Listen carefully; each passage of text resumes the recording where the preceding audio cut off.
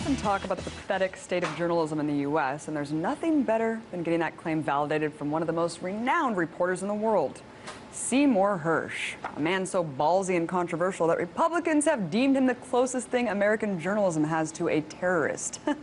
See, last week he had some explosive words to say to students at City University in London about the abysmal failure of the Fourth Estate.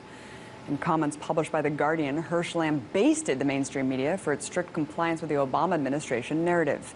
He suggested that the only solution is to fire 90% of current editors across the country, effectively shutting down the entire corporate media apparatus. But Hersh didn't stop there. He also chastised journalists for wholeheartedly accepting the rationale of national security for every single foreign policy decision in a post-9/11 world. He also pointed to drone warfare as a prime example of journalists towing the line by asking, quote, "How does Obama get away with the drone program?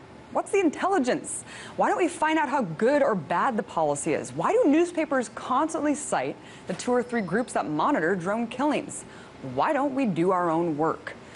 Great questions, Seymour. I often ask myself why we're faced with this false dichotomy of either troops on the ground or hellfire missiles raining down on civilian populations.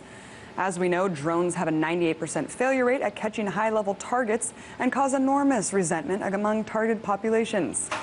But instead of hearing this debate in the media, you'll just hear that drones are a necessary component of the war on terror.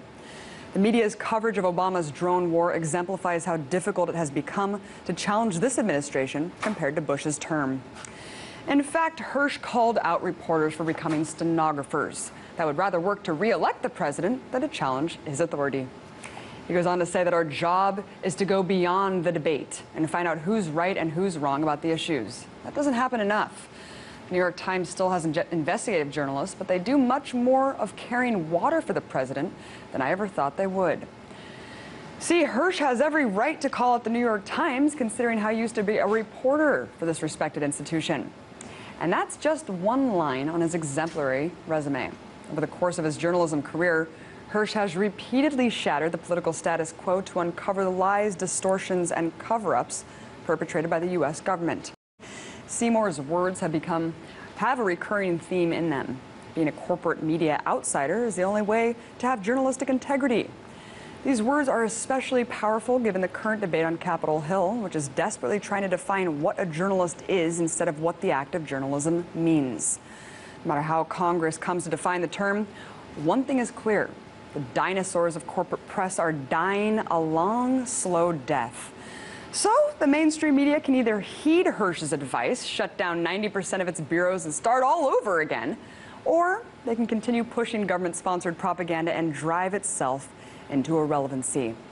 But until that happens, the renaissance of alternative media will continue to grow and build upon the collapsed rubble of the Fourth Estate.